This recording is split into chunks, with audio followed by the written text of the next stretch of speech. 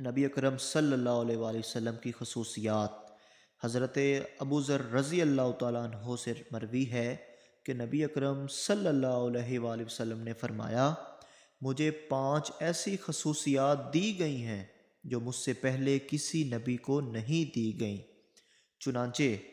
روب کے ذریعے میری مدد کی گئی ہے،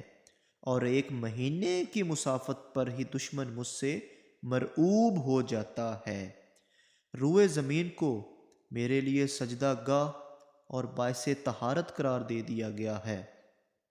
میرے لیے مال غنیمت کو حلال کر دیا گیا ہے جو کہ مجھ سے پہلے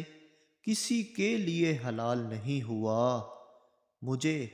ہر سرخ و سیاہ کی طرف مابوس کیا گیا ہے، اور مجھ سے کہا گیا ہے کہ مانگیے